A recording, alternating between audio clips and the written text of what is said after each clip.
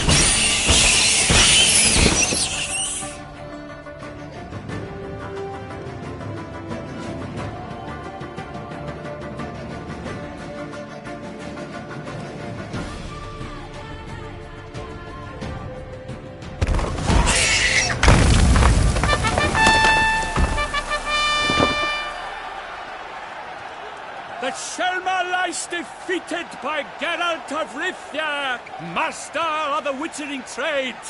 Behold, as the last gasps of life seep from the beast.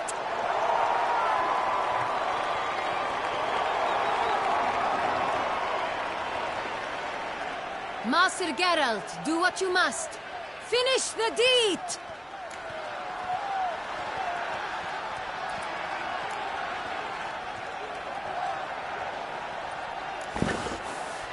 Monster's no threat. No need to kill it. A victor may always show mercy. It is his right. Long live Geralt the Merciful! Pikeman, see to the beast.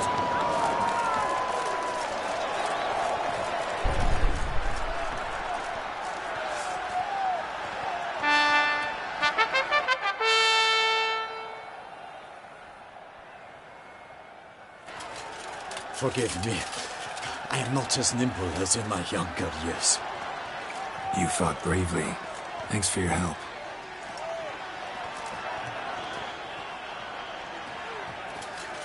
Guillaume. The lad came damned close to dying. I'm fine.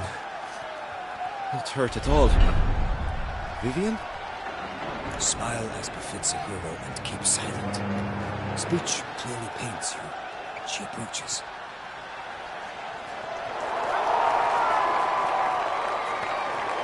Geralt.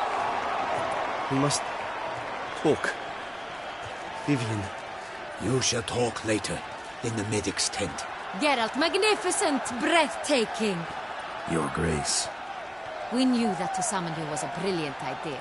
We are delighted, ravished to have struck upon it. And I'm truly, honored. See to our young hero. Hop, hop. For we must make off with Geralt. We should talk. We had been long awaiting your arrival. Had nearly lost hope. Then suddenly, that entrance, so spectacular.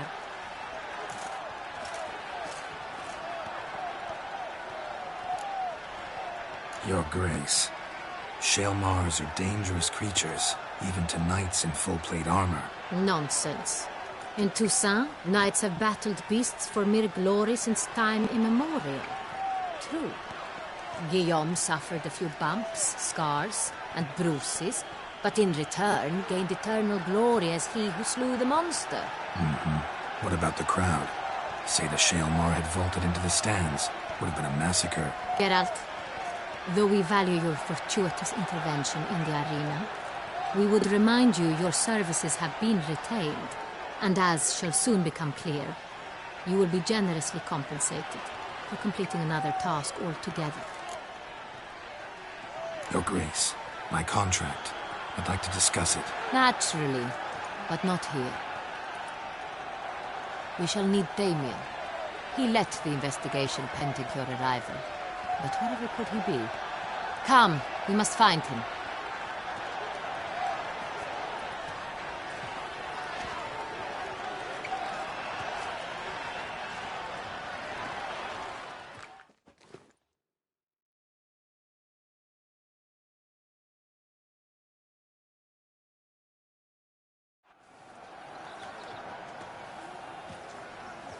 Tell us, have you come alone? Or did Viscount Julian accompany you? Wish to see Dandelion, Your Grace? Yes. I mean, no. Yes. But solely to tell him we regret. Yes, deeply regret rescinding the death sentence we so justly handed down upon him. If we could turn back time, we would make certain he sat in a tower till he rotted. No, we would ensure he was broken on the wheel, then drawn, hanged, and quartered.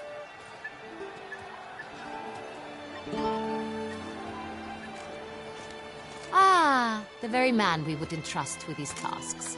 Damien de la Tour, captain of my personal guard. Your Grace. Witcher. Greetings. Sorry to have to tell you, but the guardsmen handling the last victim's body... I know already. The creature in the cellar of Corvo Bianco. Was it the beast? No. A Bruxa, a kind of vampire. Not the beast, but tied to it in some way. You know this how? Through careful analysis of the evidence, both on the riverbank and at Corvo Bianco. Do you mean to insinuate the investigation thus far has been sloppy? Geralt insinuates nothing of the sort. We must listen to him attentively. I examined the body of the beast's last victim. Might have found something, need to analyze it. A quiet place, that's what I could use most right now. And maybe the help of an alchemist or a mage. Also like to hear all you know about the previous victims. Take it Sir de la Tour is my man for that. Firstly, call me Damien, please. Secondly, you should know I spoke against summoning you here. I've heard much about you. You bring trouble, or thus far have, always. And we've enough trouble as it is. Yet we are capable of defeating the beast on our own, without an outsider's help. I've no doubt about it. Damien, we settled the matter of the Witcher's employ some time past. Definitively. Since you have broached it nonetheless, let us discuss Geralt's pay. Are the legends true? Do Witchers usually demand that which you find at home, yet did not expect?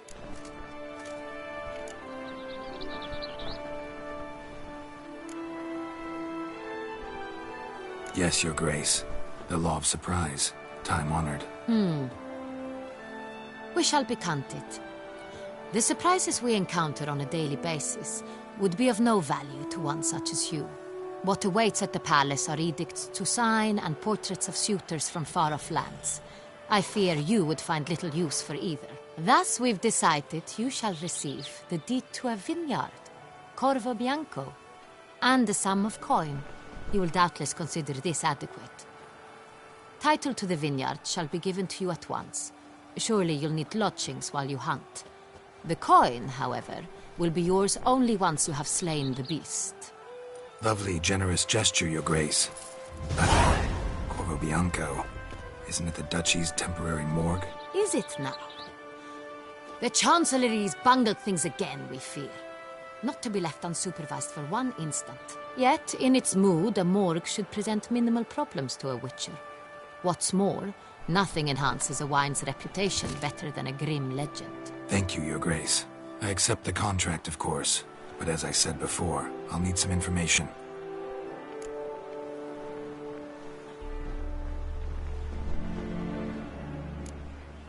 Second murder. Tell me what you know. In the city there are certain nooks. No one reasonable ventures there after dark. Ramon Dulac's corpse was found in one such place. With the first murder, terror gripped the city. Its inhabitants grew wary, kept to safe areas. Consequently, news of the second victim came to us from a group of concerned cut-purses. Criminals fear the beast? Telling in a way. Take it you've excluded the possibility that Ramon died at the hands of these bandits. Do you believe me an amateur? Not hands, but claws killed Ramon Dulac. The wound was deep, clean. His body was found in a gutter, dressed in nightshirt and cap, a pillow placed under his head, and his sword replaced by a bed warmer.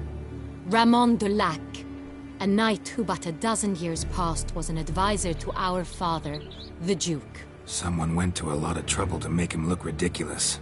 Maybe revenge was the motive. It's not out of the question.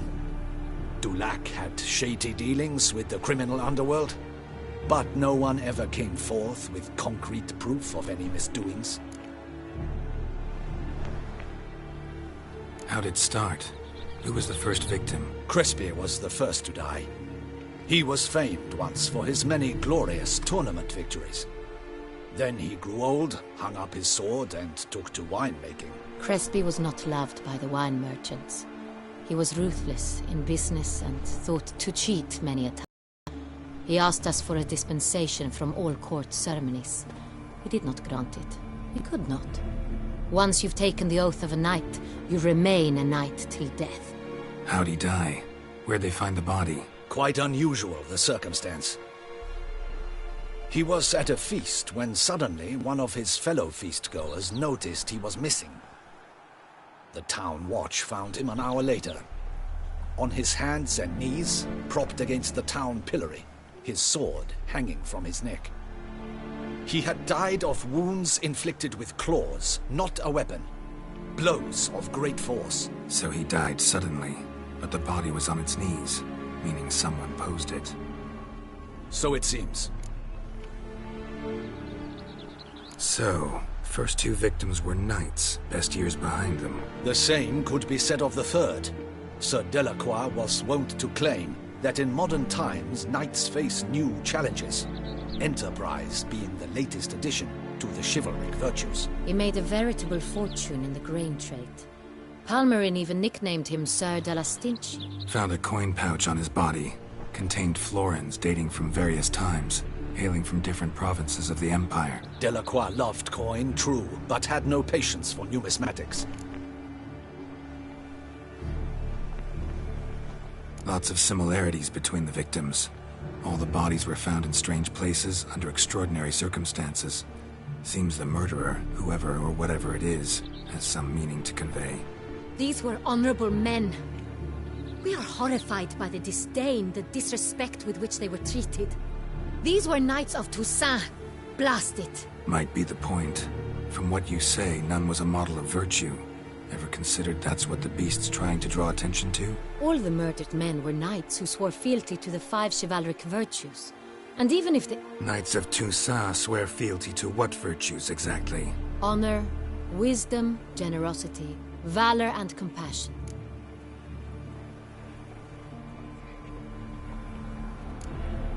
Five virtues. Why are they so important to your knights? Strange question. Your Grace, forgive me. I'm a foreigner trying to understand another land's customs. You are forgiven. According to legend, the virtues we cultivate were bestowed upon us by the Lady of the Lake. How we truly came to espouse them, none remember. In Toussaint, we believe men of low birth should be simple-hearted and obedient. We expect much more, however, of our knights. They are to be soldiers and courtiers, lords and servants. Thus the need for clear moral guidelines. At the time of his dubbing, a knight vows to demonstrate throughout his life honor, wisdom, generosity, valor and compassion. Beast seems to be pointing up moral decay, denouncing it. Victims were all humiliated. Might have been murdered to emphasize their lack of specific chivalric virtues. Honor compromised by the pillory. Wisdom by ridicule. Generosity by a coin pouch shoved down a throat. It seems to fit, true, though not perfectly. Can't discount the theory if it's on the lips of everyone in town. Say our reasoning's right. Next murder will be just as showy and denounce the victim's lack of the fourth virtue, valor. We can also assume that victim will be an elder knight. Let's think. At the moment, all the knights are either at the tourney grounds or in the palace gardens. Our annual hare hunt shall begin there shortly. Have you heard of the custom? Milton mentioned something. Seemed excited to prance around in a bunny costume. Not sure why. Hang on. Strange circumstances. A knight advanced in years. The famed cowardice of rabbits. Could it be that simple?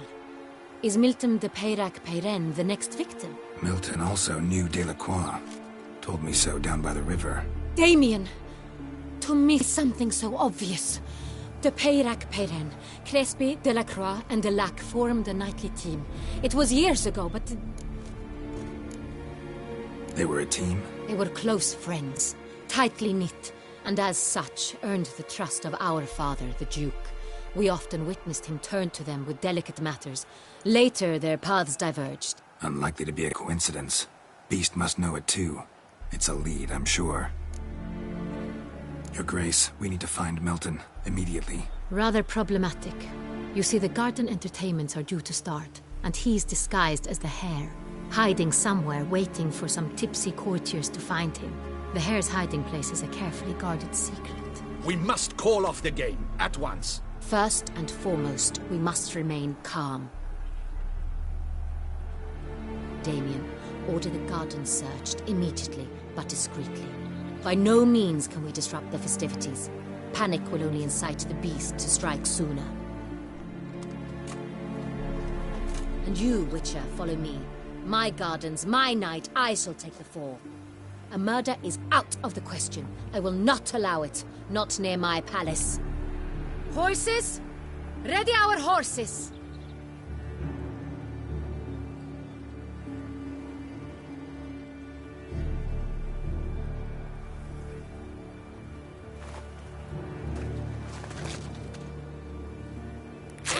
Your Grace!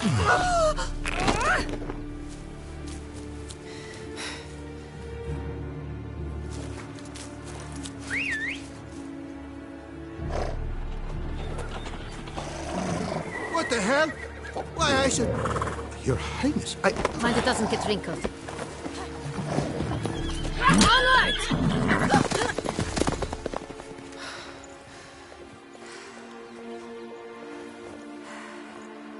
Hey! That is silk! Be careful! Give it to me!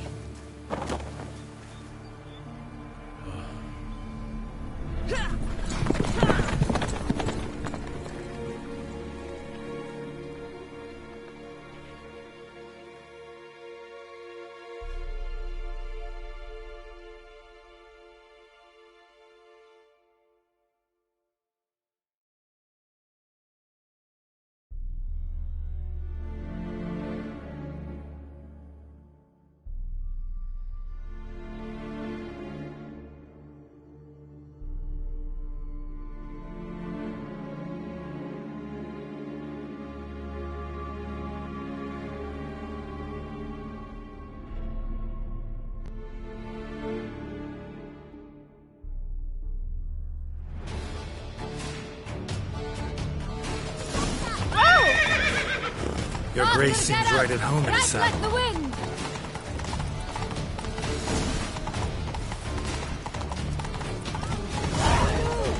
Clear the path! Clear the way, I said!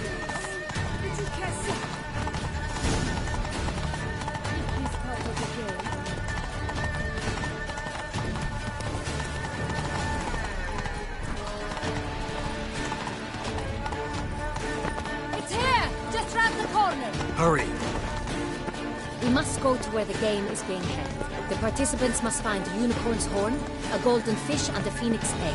With these in hand, they can deduce where the hare, Milton, hides. Mean we need to find those things too?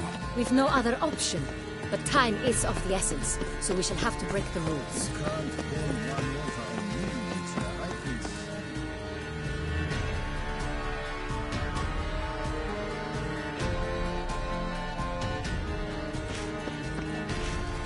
On second thought, through here.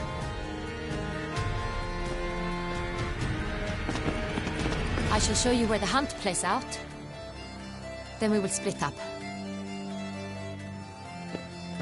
You will get hold of the unicorn horn and the golden fish, while I nab the phoenix egg. That will be quickest. Golden fish. Do I need a rod or a net? Please, Geralt. It's not a real fish. Look there, towards the water. See the lights? The hunters are trying to hook the fish from boats. You must simply dive in and find it. The unicorn. How do I catch it? It's terribly skittish, true, but I'm sure you will find a way to earn its trust. Turns round, over there, look. The golden fish and the horn both contain things or clues that will help us find Milton. Once you have fish and horn, find me among the other phoenix egg hunters. All clear? Then let's get to it.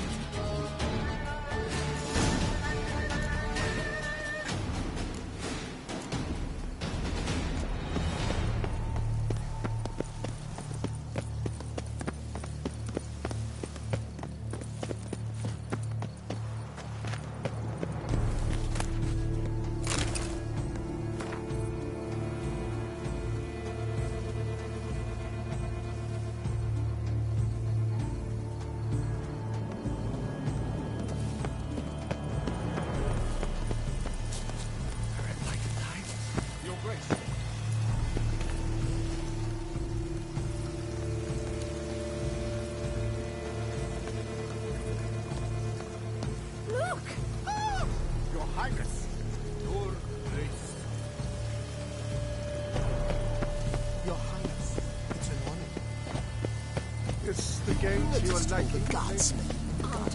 Is something afoot? you think? It's a possibility. We must keep the key.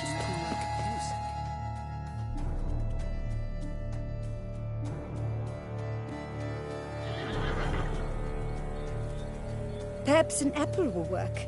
Or some sweets. We would not be in this predicament, dear sister, were you still a virgin. Do you really wish to have this conversation again? Here and now? Hush, or you'll spook the beast. We shall try the sweets. Hey, folks. Gonna have to ruin your fun. Sorry. Who's that?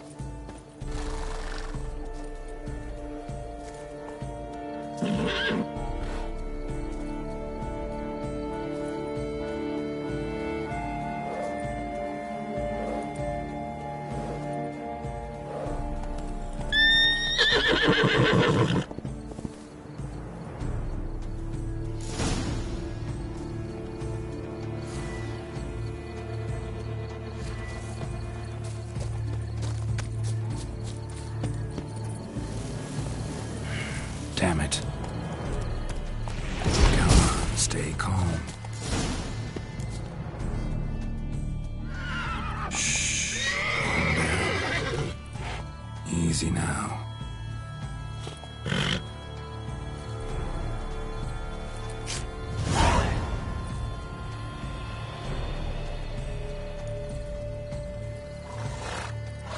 Well, that's hardly fair. Flagrant cheating is what it is! Sirs, we must teach this scamp some proper sportsmanship.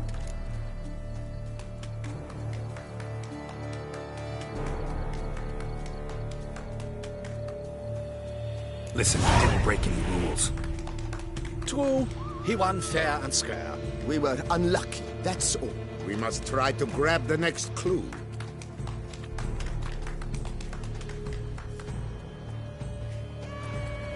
Gardens are huge. Be better off on horseback. Unworthy. Entirely unworthy. A complete collapse of social norms. Oh! Giddy up.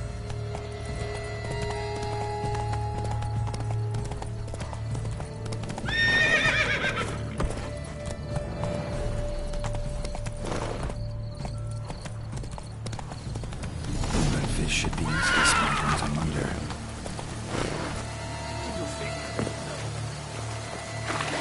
What the blazes?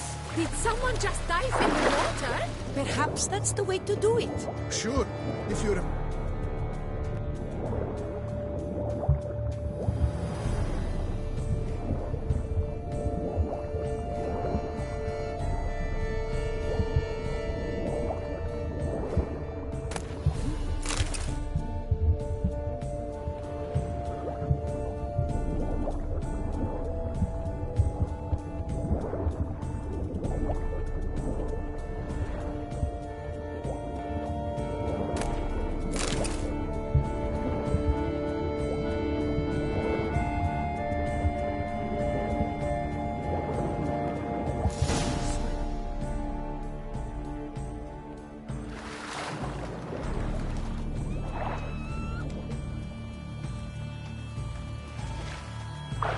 Hey, wait.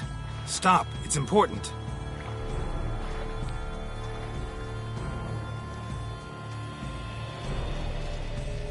King Cormorant, sire, accept this offering we bring. Prithee cast upon us your merciful eye, and bear before us its secrets.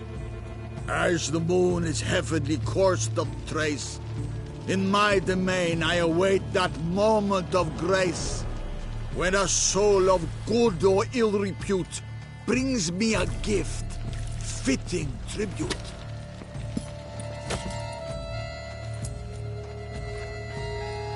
A key. Why, you bomb-botched wretch! He's ruined the game! Disgraceful. Don't cry, dear. The Duchess will hear of this.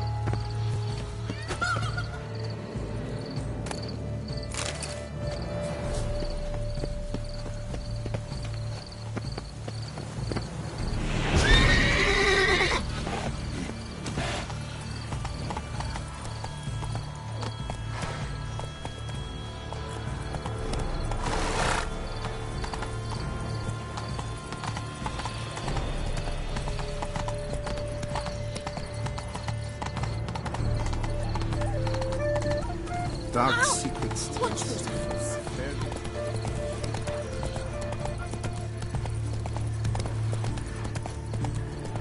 Have you noticed all the gods? Something afoot, do you think? Come on now.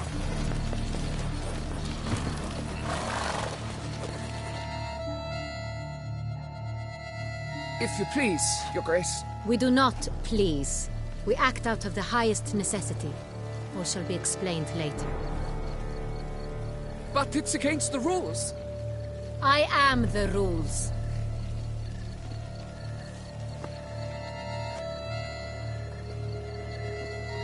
Geralt!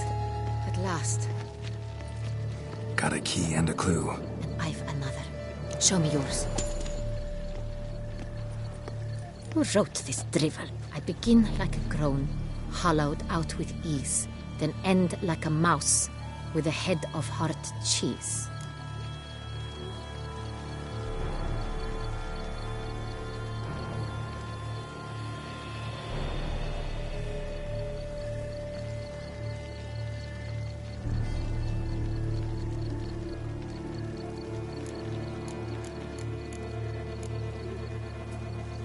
Too cryptic, this riddle. Got no idea what it's talking about. Then be silent, and let me think. Look, if we take Rome, hollow it out and fill it with ease. The letters, that is. We get green. Then mouse, but starting with what head's heart cheese. Why, it's greenhouse! Pretty clever. And it sounds right to me. There are several greenhouses in the gardens, but only one with a door that locks. And the key to it looks just like the one we found. Greenhouse it is then. Let's go.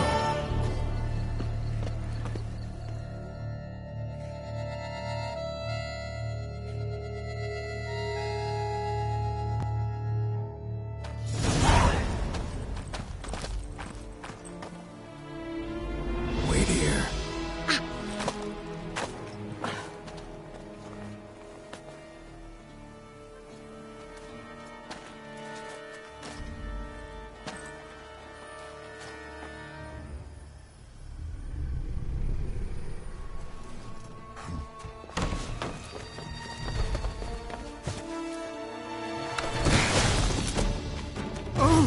What the budge?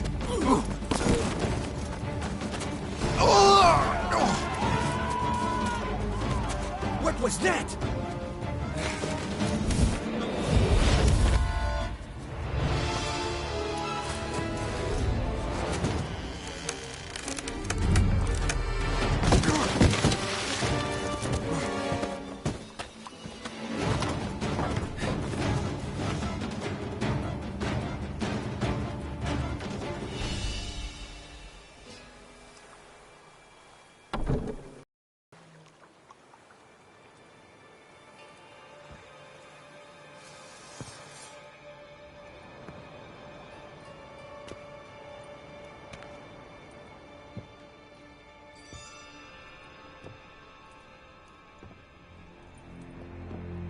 I'm here.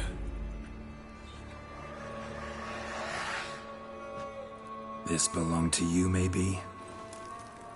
It did, but you may keep it. I've a new one. I do not know you. I've done you no harm.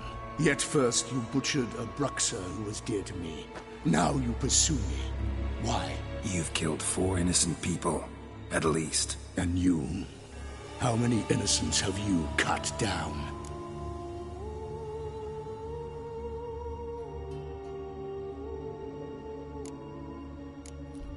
Plenty. Even more of the guilty, though.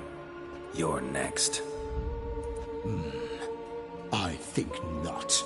You see, I've something to do still. More murders? Just one. Not counting yours.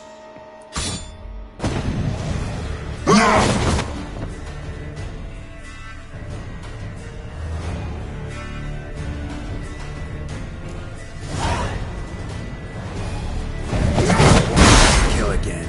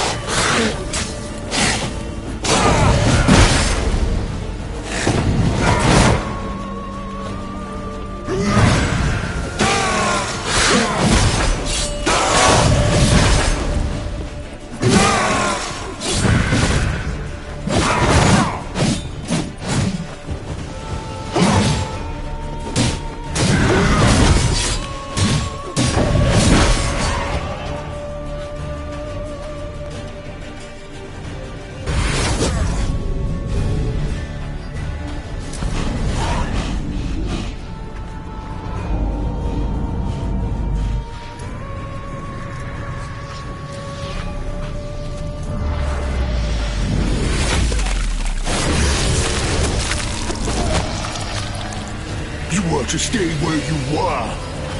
Regenerate! I know you're in trouble. I can help. I'll help myself! No, he's my friend.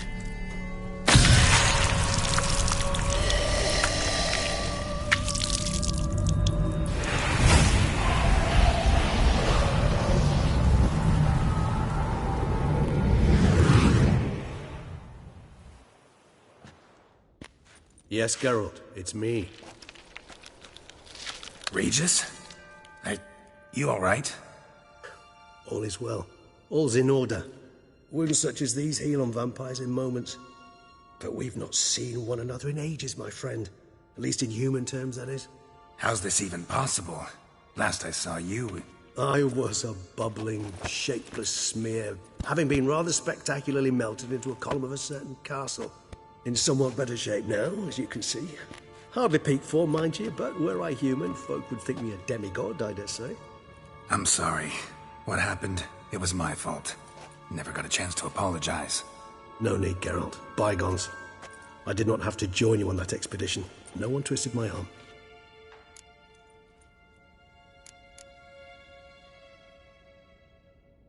Miraculous regeneration. How'd you manage it? I had help. From the one you hunt. Him? How? And what have you been doing all these years? Not the time nor place for such stories. I suspect we'll get a chance to speak at ease and at length later. Now, however, we must deal with the reason that brought us both here. So you being here, it's no coincidence? Your powers of deduction seem to have waned not one bit. I'm happy. I came here for Detlaf. I fear he's become entangled, landed himself in serious trouble. So that's his name. He's your friend? You might call it that. Though Detlaf is... how would you humans put it? More bestial than I am. But not to worry. I'm working on him. Haven't exactly done a great job with that. He's killed one knight since I got here. At least 3 others before I arrived. For good reason, I'm sure. Understand, Detlaf is not some decadent shit who kills for sport, or to assuage a dryness of throat or a dullness of mood.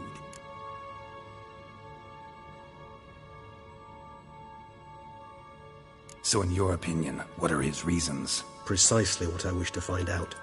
And then I will convince him of the error of his ways. Got a lot of faith in the guy. Despite appearances to the contrary, you two are quite alike. You've both noble hearts, yet you both are wont to perform ignoble deeds. When circumstances force you to, of course. Remember the year 964? That was 3 centuries ago. Blind fear gripped Rivia, Lyria, and Spala. Women and children were dying. Their mutilated, dismembered corpses littered the fields. Brute of Lyria. Read about it. Chewed up almost 200, then fell to a common poacher supposedly armed with a dagger blessed by some prophet. It fell to Detlaf, who then found a poacher asleep in the brush near his snares and dropped the fiend's corpse at his feet. And thus, a legend was born.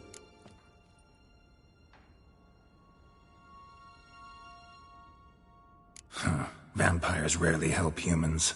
Must have had his own agenda, hunting the beast. You err. He slew it for one reason alone. The monster killed a lad who once, in the street, had offered Detlaf an apple, expecting nothing in return. Terribly noble of him. You do not have a monopoly on altruism, my friend. Vilgefortz melted my body. Detlaf found what was left. As per our codex, he had a choice.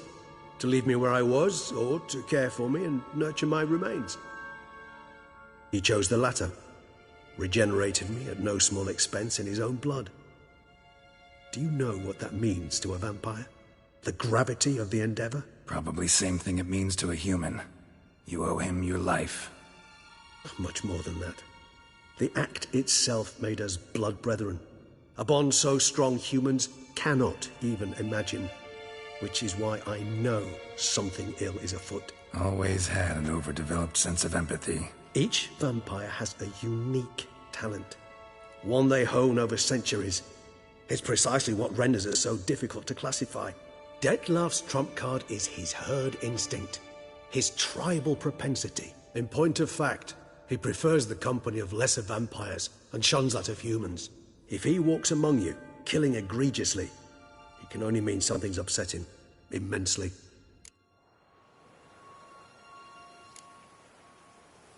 Anything specific? Some set of things that'd be likely to set him off? How should I say this? Detlef doesn't understand men, their world, its rules, its conventions. He's naive in a sense. He doesn't comprehend your games, knows not what it means to lie, deceive. Suggesting he's maladjusted, and venting his rage. I'm suggesting maladjustment can at times breed conflict. But is it the case this time? I cannot say, but intend to find out. Gotta find him, before something upsets him even more, and all Beauclair is awash with blood. Well, we share a cause then, just like the old days. Not entirely. I mean, when I find him, you know. I know you've a contract on his head. Yet your true task is to stop the beast killing, not necessarily to kill the beast, am I right? All in all, sure. Let us find him. By the time we do, I hope I'll have convinced you Detlef is no monster. Fine, all right already. But for now, evidence is stacking up against him. Hear that? The posse. Knights must have tracked me here. I'd prefer they not find me here. I've makeshift quarters at Mère Lachaise Long Cemetery. We'll meet there. See you.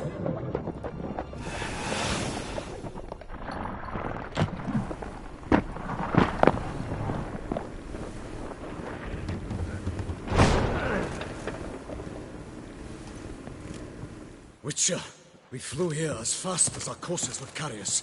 Yet I fear we're late all the same. Pray, where is the beast? Still investigating. About to inspect this site. Withdraw your men before they trample all over the evidence. Sirs, we must let the Witcher do his work. Milton's murder cannot go unavenged.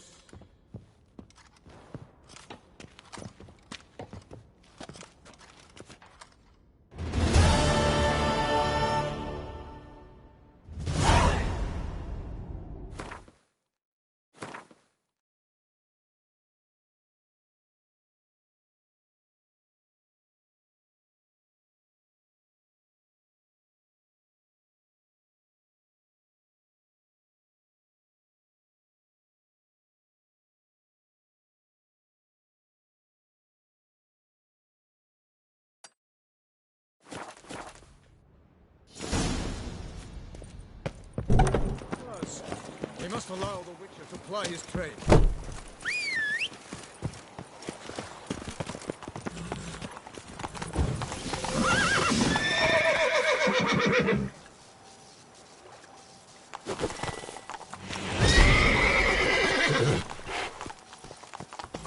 How might I aid you? Now, keep calm.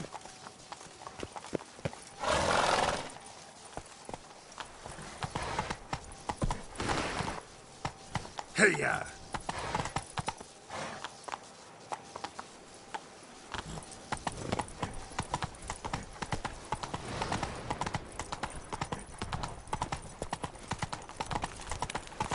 Stocks and the whip await those running riot. Our duchy values... Whoa!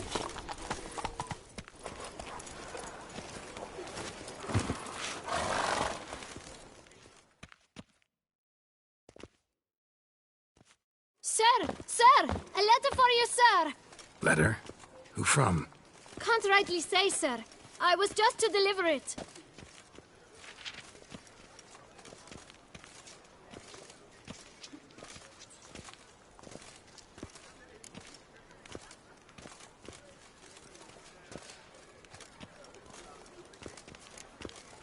Here.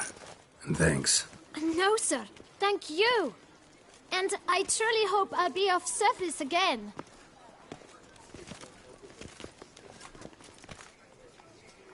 My dear Geralt.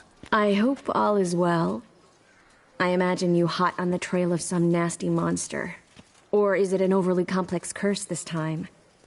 Oh, Geralt, I wish I knew for certain. Whatever is keeping you busy, perhaps you'll need a break. For those moments, I offer you this intriguing little mystery I happened on in an old manuscript I bought off a merchant from Nazaire. The tome's author claims a certain Professor Moreau once called Beauclair home, and this professor conducted research into Witcher mutations. I don't know much else, but I suspect that alone might pique your interest. The tome mentioned a journal interred with the scholar when he passed. It could very well lead you to his laboratory. I'm enclosing a map I found folded in the tome. It's smudged in a few places, but I hope it proves useful anyway. Please be careful and come back to me quickly. Your Triss. A professor who studied Witcher mutations. Might actually be worth looking into.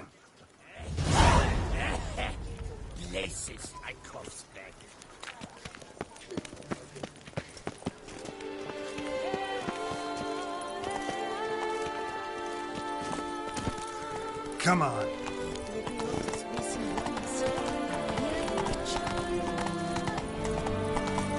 Oh.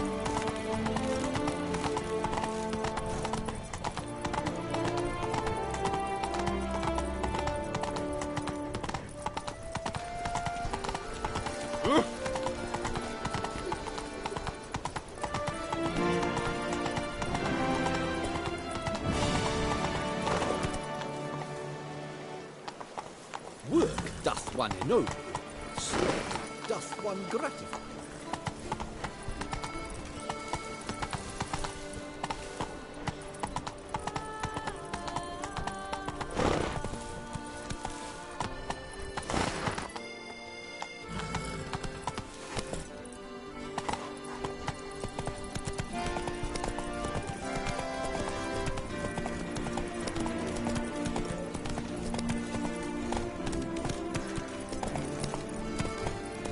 Take it easy.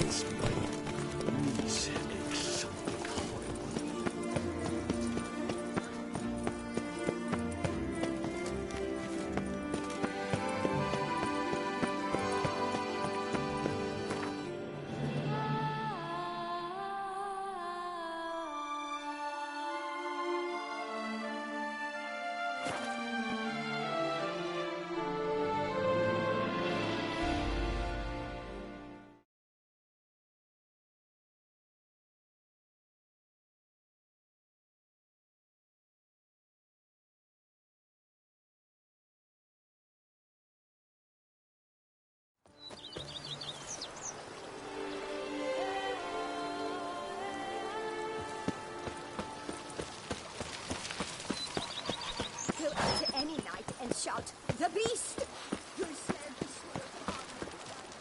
My nipple, blimey, it itches. Now I shall sing you a song. 1, 2, 1, 2, 3, 5, 6, 7, 8.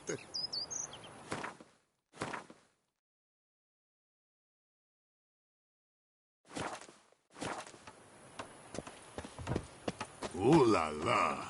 Say, that Witcher from the North Sahara Empire. He's lopped off the head of many a king. Oh, fumbledunks. Is that true?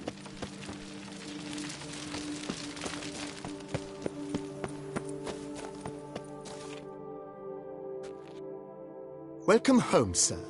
I am Barnabas Basil Faulty. By order of the Duchess, I shall serve you as Major Domo of Corfu Bianco. I previously served with distinction at the Nibli family manor and in Nazaire with Admiral Rompali, who, as you are certain to know, is an extraordinary demanding gentleman. Whoa, Barnabas Basil. One thing you ought to know. I'm not your typical landed gentleman. Truth be told, this is the first real property I've ever owned. Oh, in that case, you must leave it all to me. I shall organize, see to everything, and whip the house into order. I dare say this place will soon be the most prosperous vineyard around. Great. Can already see I'm in good hands. Vineyard comes across as a place with a rich history. Know who owned it before me? Baron Rossel, who went bankrupt, forcing him to sell the estate to the Duchess. The Baron, in turn, had purchased it from Monsieur Bolius of the Headsman, a truly colorful man of Ketweni origin. He was actually a headsman? No, not him, but his great-great-great-great-grandfather. Indeed. Apparently he was a common cut-purse who somehow secured for himself the post of ducal headsman in Beauclair. Went about his work with an exceptional penchant. They say he chopped off more heads than there are grapevines in the ducal vineyards. He never hesitated, not once. Never sliced unevenly, never botched a job. For his exemplary service, the Duke granted him a title and this estate. Monsieur Bolius, on the other hand, was an engineer in his younger years. Once retired, he settled here and took to producing wine. Sadly, misfortune struck and he lost his sense first of smell, then of taste. Additionally, he could not drink alcohol. His medic forbade it. Shame that. He gave up making wine? Not at all. He made even more of it. Began throwing wild balls to which he'd invite friends from far and wide in order to treat them to his wine and delight in the fact that at least someone could enjoy it. It's the sort of man he was, Monsieur Bolius.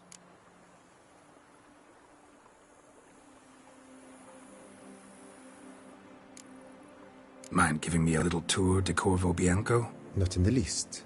Follow me, please. I think it would be practical to begin on the hill.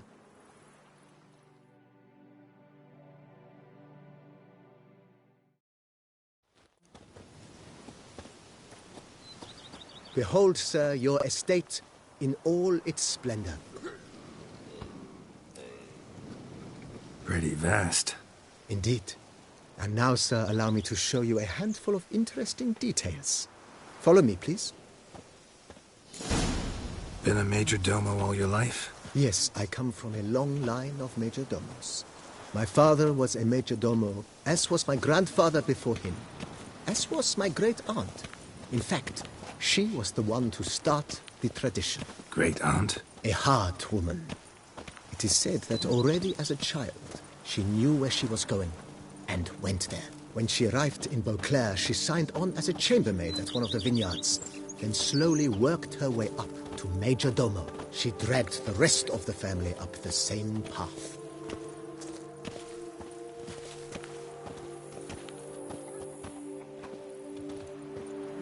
Follow me, please.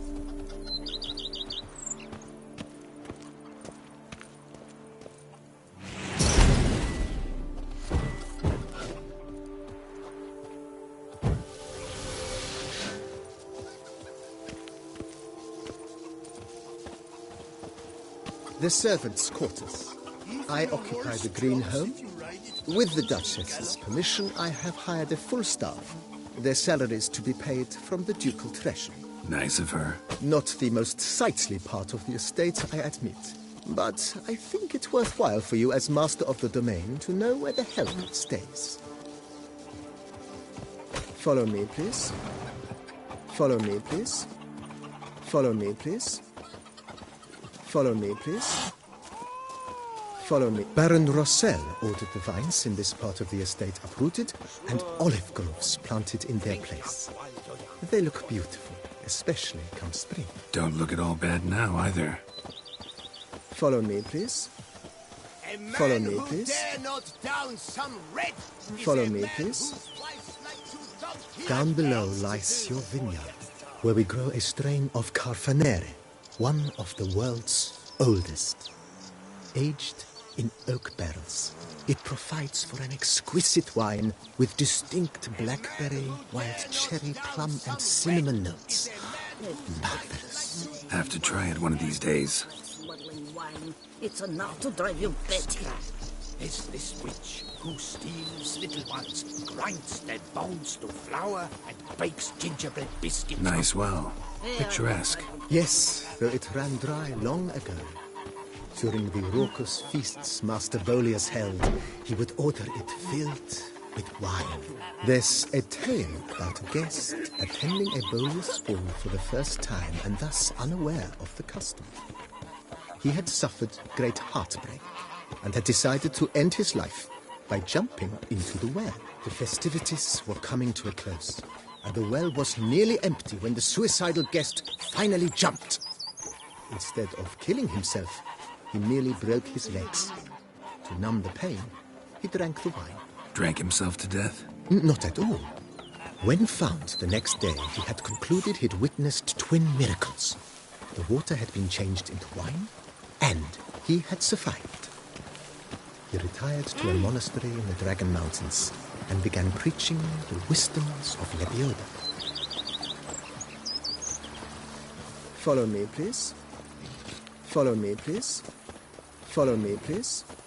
Follow Monsieur Bolius, his wife Nina, kept a garden here. A supremely lovely place it was. Bit neglected now. I agree. Yet nothing stands in the way of restoring it to its former glory, and once again planting it with herbs and other vegetation.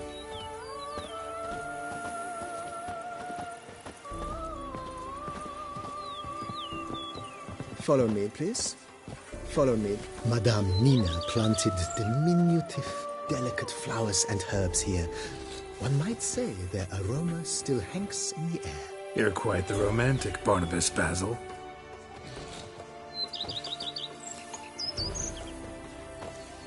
Follow me, please. Rather be an eagle than a quail. Yes, I should. If I only could, I truly would.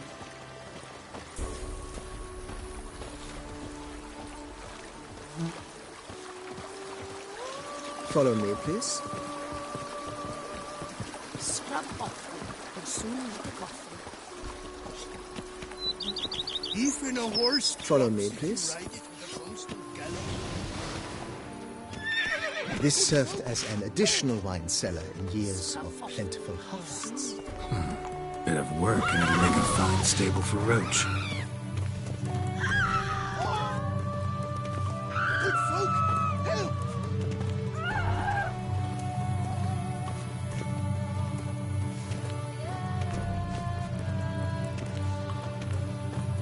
The cellars, voila. During Monsieur Bolis's time, wine was kept here, but Baron Rossel used it to store olive oil as well. I took the liberty of cleaning up the mess. I made while fighting the Bruxa. Thanks, Barnabas Basil. Appreciate it.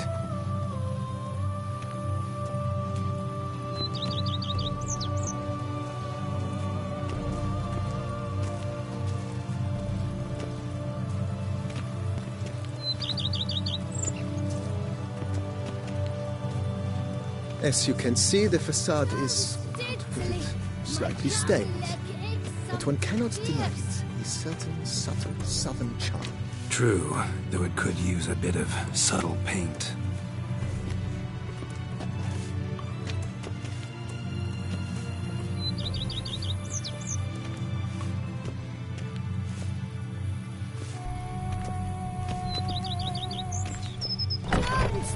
Steadily, my Camilla cakes something. And welcome inside. On the left is the master bedroom. On the right, the dining hall and kitchen. Upstairs, you shall find the guest room, currently used for storage. Not a bad idea. At the moment, the house is only minimally furnished. Yet I believe we will, together, devise some innovative arrangements. A few paintings, for instance, would breathe new life into the abode immediately. With that, sir, you've seen the full lay of the land. Corvo Bianco is a beautiful estate. But one must admit, time has taken its toll. Forgive me for being forward, but if you were to choose to invest a small sum towards its beautification, consider me at your service on the matter. Think I'll take you up on that. Be sure to come and see you if I decide to do any remodeling. Mentioned the place could stand to be spruced up. Oh, most decidedly, sir. The question is where you would like to begin this rejuvenation.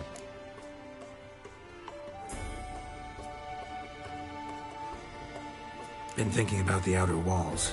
Maybe a fresh coat of paint or some patching. If I might dare to make a suggestion, why not start with a general renovation? I once oversaw such work at Admiral Rompelli's summer residence. The effects were simply breathtaking. Not only did the residence positively sparkle afterwards, but we also made room to display the Admiral's armor and weapons. of which he was a passionate collector.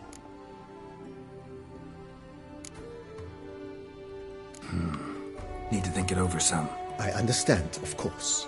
As the venerable Lady Eve Knibley would so quaintly put it, the rash oft contract rashes. That's all for now, BB. Thanks.